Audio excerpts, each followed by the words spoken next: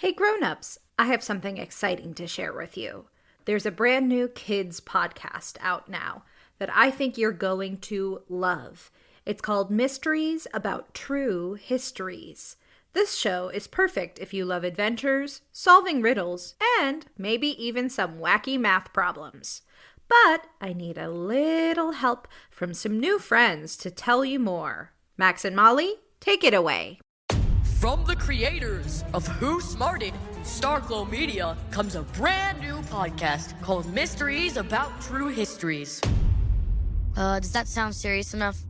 Max, we only have 30 seconds for this promo. Just tell them how your mysterious aunt recruited us into a secret order of problem solvers who travel time and have epic adventures. I don't have to. You just did. Catch new episodes of Mysteries About True Histories every Thursday on Apple Podcasts or wherever you listen to podcasts. Hey, Tailblazers, I'm Rebecca Cunningham, and this is Girl Tales, a kids' podcast of feminist stories for a new generation. Hey, grown-ups, I'm reading a new story over on our Patreon just for your Tailblazers. Come along for the ride as I read each chapter of Rebecca of Sunnybrook Farm, a story written by Kate Douglas Wiggin in 1903. Come follow Rebecca Rowena Randall, a lively and imaginative young girl who is sent to live with her two stern aunts in the rural village of Riverboro, Maine. Despite facing strict rules and challenges, Rebecca's spirit and optimism light up the town as she befriends the locals and brings joy to everyone she encounters. Along her journey, Rebecca discovers her talent for acting, leading to a series of hilarious and heartwarming adventures that showcase the power of determination, resilience, and the transformative magic of friendship. This exclusive storytime adventure is available only on our Patreon. Just head over to patreon.com/girltales and join Team Sunnybrook or above to unlock this timeless tale and embark on an unforgettable journey with Rebecca. So gather around, Tailblazers, and let the magic unfold. Here is Chapter 1. To hear the rest of the story, don't forget to join our Patreon. Enjoy!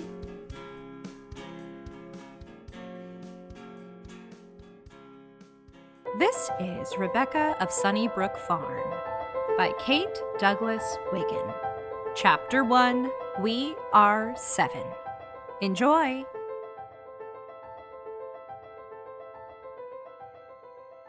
The old stagecoach was rumbling along the dusty road that runs from Maplewood to Riverboro. The day was as warm as midsummer, though it was only the middle of May, and Mr. Jeremiah Cobb was favoring the horses as much as possible, yet never losing sight of the fact that he carried the mail.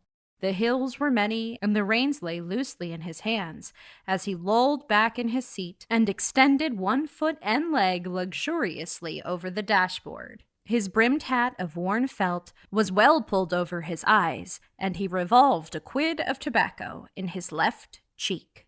There was one passenger in the coach, a small, dark-haired person in a glossy buff calico dress.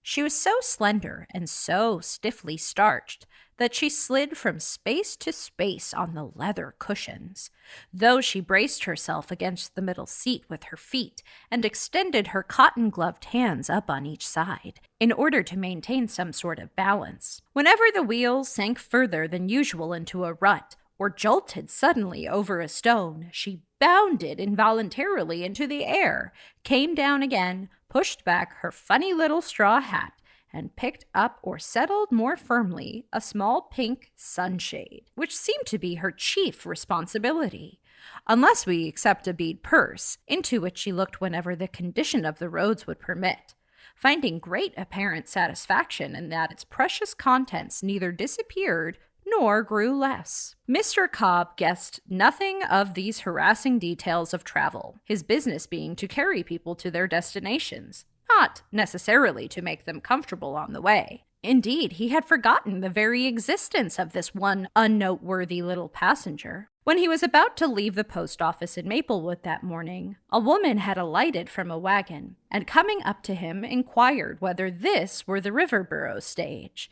and if he were Mr. Cobb. Being answered in the affirmative, she nodded to a child who was eagerly waiting for the answer and who ran towards her as if she feared to be a moment too late. The child might have been 10 or 11 years old, perhaps, but whatever the number of her summers, she had an air of being small for her age. Her mother helped her into the stagecoach, deposited a bundle and a bouquet of lilacs beside her, superintended the roping on behind of an old hair trunk, and finally paid the fare, counting out the silver with great care. "I want you should take her to my sisters in Riverboro," she said. "Do you know Mirandy and Jane Sawyer? They live in the brick house." Lord bless your soul, he knew 'em as well as if he'd made 'em. "Well, she's going there, and they're expecting her. Will you keep an eye on her, please? If she can get out anywhere and get with folks, or get anybody in to keep her company, she'll do it. Goodbye, Rebecca. Try not to get into any mischief, and sit quiet so you'll look neat and nice when you get there. Don't be any trouble to Mr. Cobb. You see, she's kind of excited. We came on the cars from Temperance yesterday, slept all night at my cousin's, and drove from her house. 8 miles it is, this morning." "Goodbye, Mother. Don't worry. You know, it isn't as if I hadn't traveled before."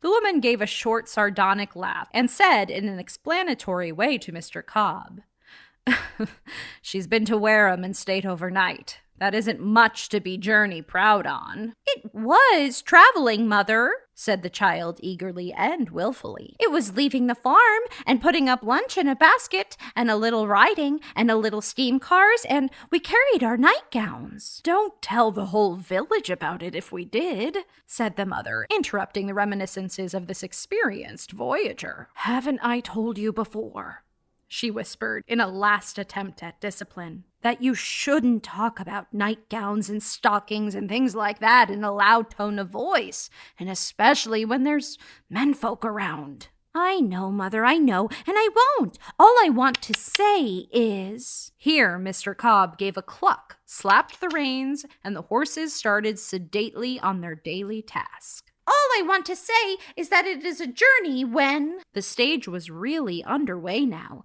and Rebecca had to put her head out of the window over the door in order to finish her sentence. "It is a journey when you carry a nightgown." The objectionable word, uttered in a high treble, floated back to the offended ears of Mrs. Randall, who watched the stage out of sight, gathered up her packages from the bench at the store door, and stepped into the wagon that had been standing at the hitching post. As she turned the horse's head towards home, she rose to her feet for a moment, and shading her eyes with her hand, looked at a cloud of dust in the dim distance. She said to herself, "But I shouldn't wonder if it would be the making of Rebecca." All this had been half an hour ago, and the sun, the heat, the dust, the contemplation of errands to be done in the great metropolis of Milltown had lulled Mr. Cobb's never-active mind into complete oblivion as to his promise of keeping an eye on Rebecca. Suddenly, he heard a small voice above the rattle and rumble of the wheels and the creaking of the harness. At first, he thought it was a cricket, a tree toad, or a bird, but having determined the direction from which it came, he turned his head over his shoulder and saw a small shape hanging as far out of the window as safety would allow. A long black braid of hair swung with the motion of the coach. The child held her hat in one hand and with the other made ineffectual attempts to stab the driver with her microscopic sunshade. "Please let me speak!" Mr. Cobb drew up the horses obediently. "Whoa, whoa. Does it cost any more to ride up there with you?" she asked. "It's so slippery and shiny down here, and the stage is so much too big for me that I rattle round in it till I'm most black and blue, and the windows are so small I can only see pieces of things, and I've most broken my neck stretching round to find out whether my trunk has fallen off the back. It's my mother's trunk, and she's very choice of it. Mr. Cobb waited until this flow of conversation, or more properly speaking, this flood of criticism, had ceased, and then said jocularly, "You can come up if you want to. There ain't no extra charge to sit side of me." Whereupon he helped her out, boosted her up to the front seat, and resumed his own place. Rebecca sat down carefully, smoothing her dress under her with painstaking precision, and putting her sunshade under its extended folds between the driver and herself. This done, she pulled back her hat, pulled up her darned white cotton gloves, and said delightedly, "Oh, this is better. This is like traveling. I am a real passenger now. And down there I felt like our setting hen when we shut her up in a coop. I hope we have a long, long ways to go." "Oh, we've only just started on it," Mr. Cobb responded genially. "It's more'n 2 hours. "Only 2 hours," she sighed. "That will be 1:30. Mother will be at Cousin Anne's, the children at home will have had their dinner, and Hannah cleared all away. I have some lunch, because Mother said it would be a bad beginning to get to the brick house hungry and have Aunt Mirandy have to get me something to eat the first thing. It's a good growing day, isn't it?" "It is certain. Too hot, most. Why don't you put up your parasol?" She extended her dress still farther over the article in question as she said, "Oh, dear, no. I never put it up when the sun shines. Pink fades awfully, you know, and I only carry it to meetin' cloudy Sundays. Sometimes the sun comes out all of a sudden, and I have a dreadful time covering it up. It's the dearest thing in life to me, but it's an awful care." At this moment, the thought gradually permeated Mr. Jeremiah Cobb's slow-moving mind that the bird perched by his side was a bird of very different feather from those to which he was accustomed in his daily drives. He put the whip back in its socket, took his foot from the dashboard, pushed his hat back, blew his quid of tobacco into the road, and having thus cleared his mental decks for action, he took his first good look at the passenger, a look which she met with a grave, childlike stare of friendly curiosity. The buff calico was faded, but scrupulously clean, and starched within an inch of its life. From the little standing ruffle at the neck, the child's slender throat rose very brown and thin, and the head looked small to bear the weight of dark hair that hung in a thick braid to her waist. She wore an odd little visored cap of white leghorn, which may either have been the latest thing in children's hats or some bit of ancient finery, furbished up for the occasion. It was trimmed with a twist of buff ribbon and a cluster of black and orange porcupine quills, which hung or bristled stiffly over one ear, giving her the quaintest and most unusual appearance. Her face was without color and sharp in outline. As to features, she must have had the unusual number, though Mr. Cobb's attention never proceeded so far as nose, forehead, or chin, being caught on the way and held fast by the eyes. Rebecca's eyes were like faith, the substance of things hoped for, the evidence of things not seen. Under her delicately etched brows, they glowed like 2 stars, their dancing lights half hidden in lustrous darkness. Their glance was eager and full of interest, yet never satisfied. Their steadfast gaze was brilliant and mysterious, and had the effect of looking directly through the obvious of something beyond, in the object, in the landscape, in you. They had never been accounted for, Rebecca's eyes. The school teacher and the minister at Temperance had tried and failed. The young artist who came for summer to sketch the Red Barn, the ruined mill, and the bridge ended by giving up all these local beauties and devoting herself to the face of a child, a small, plain face illuminated by a pair of eyes, carrying such messages, such suggestions, such hints of sleeping power and insight, that one never tired of looking into their shining depths, nor of fancying that what one saw there was the reflection of one's own thought. Mr. Cobb made none of these generalizations. His remark to his wife that night was simply to the effect that whenever the child looked at him, she knocked him galley west. "Miss Ross, a lady that paints, gave me the sunshade," said Rebecca, when she had exchanged looks with Mr. Cobb and learned his face by heart. "Did you notice the pinked double ruffle and the white tip and handle? They're ivory. The handle is scarred, you see. That's because Fanny sucked and chewed it in meeting when I wasn't looking. I've never felt the same to Fanny since." "Is Fanny your sister?" "She's one of them." "How many are there of you?" "7. There's verses written about 7 children." Quick was the little maid's reply. "Oh, master, we are 7. I learned to speak in school, but the scholars were hateful and laughed. Hannah is the oldest. I come next, then John, then Jenny, then Mark, then Fanny, then Mira."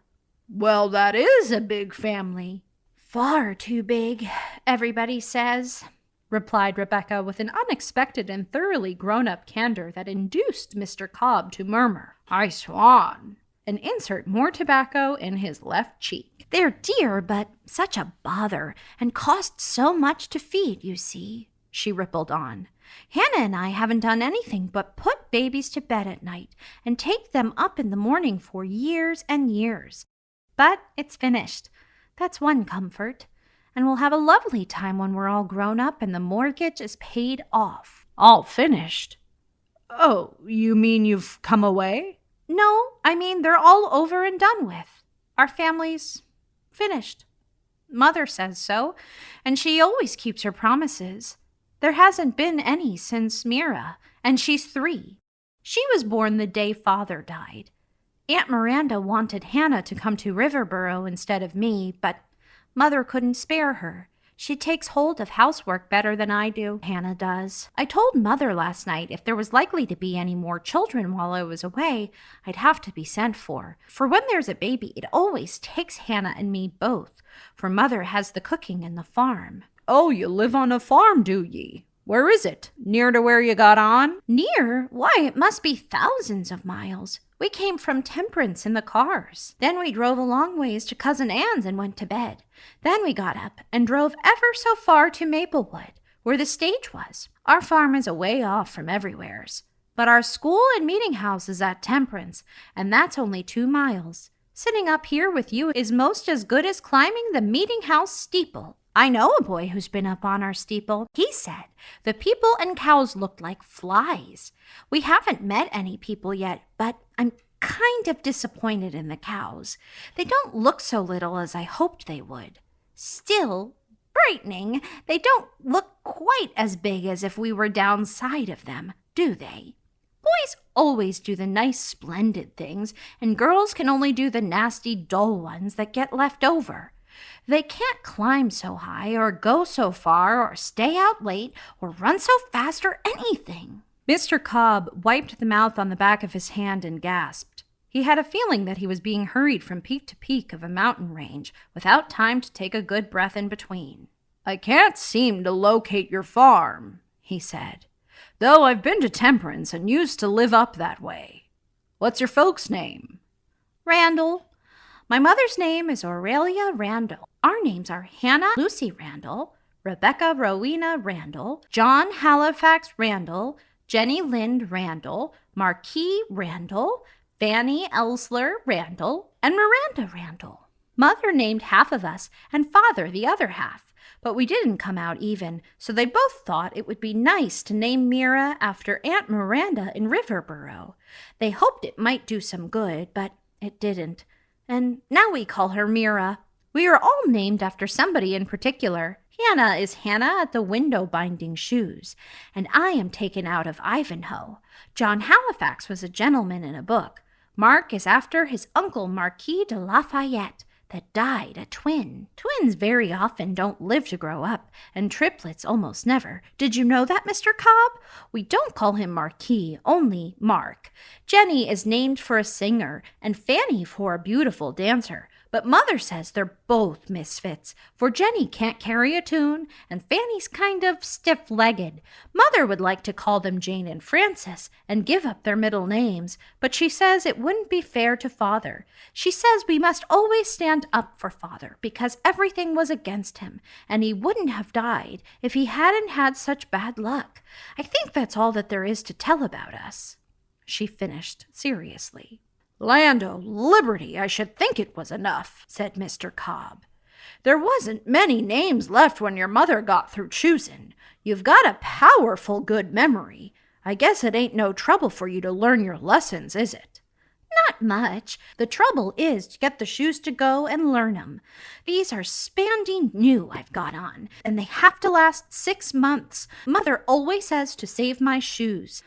There don't seem to be any way of saving shoes but taking 'em off and going barefoot. But I can't do that in Riverboro without shaming Aunt Mirandy.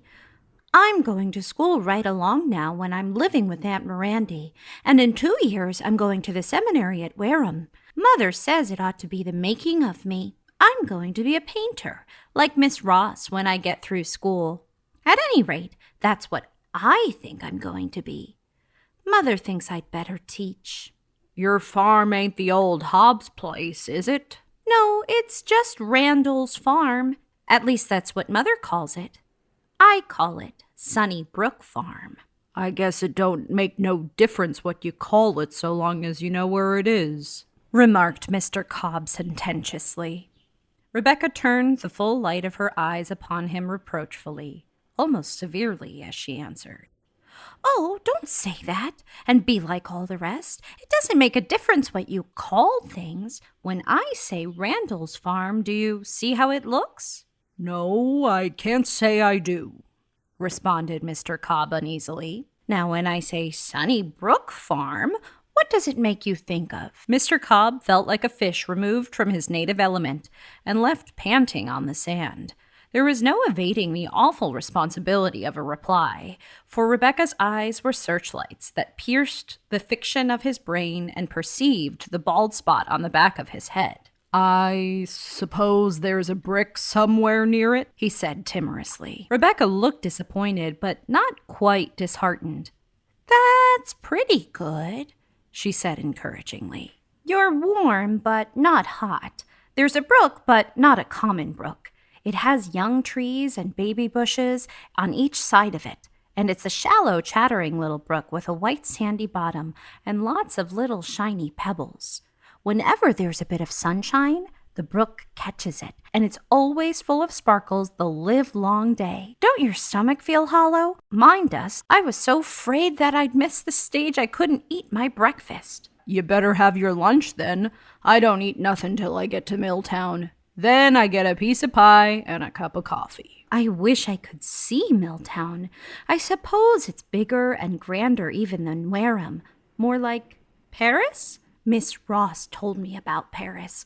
She bought my pink sunshade there and my bead purse. You see how it opens with a snap? I've 20 cents in it, and it's got to last 3 months for stamps and paper and ink. Mother says Aunt Mirandy won't want to buy things like those when she's feeding and clothing me and paying for my school books." "Paris ain't no great," said Mr. Cobb disparagingly. "It's the dullest place in the state of Maine. I've druv there many a time." Again, Rebecca was obliged to reprove Mr. Cobb tacitly and quietly, but nonetheless surely, though the reproof was dealt with one glance, quickly sent, and as quickly withdrawn. "Paris is the capital of France, and you have to go to it on a boat," she said instructively. "It's in my geography, and it says, 'The French are a gay and polite people, fond of dancing and light wines.' I asked the teacher what light wines were, and he thought it was something like new cider or maybe ginger pop. I can see Paris as plain as day by just shutting my eyes. The beautiful ladies are always gaily dancing around with pink sunshades and bead purses, and the grand gentlemen are politely dancing and drinking ginger pop.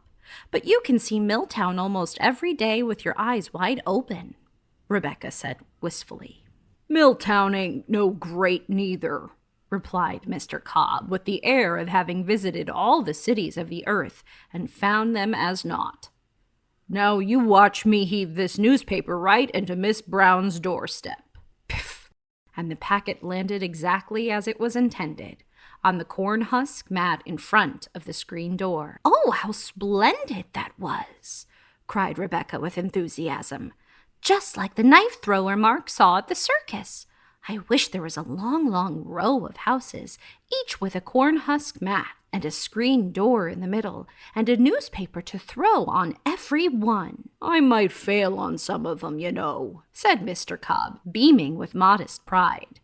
"If your Aunt Mirandy'll let you, I'll take you down to Milltown some day this summer when the stage ain't full." A thrill of delicious excitement ran through Rebecca's frame, from her new shoes up to the leghorn cap and down the black braid. She pressed Mr. Cobb's knee ardently and said in a voice choking with tears of joy and astonishment, "Oh, it can't be true, it can't. To think I should see Milltown?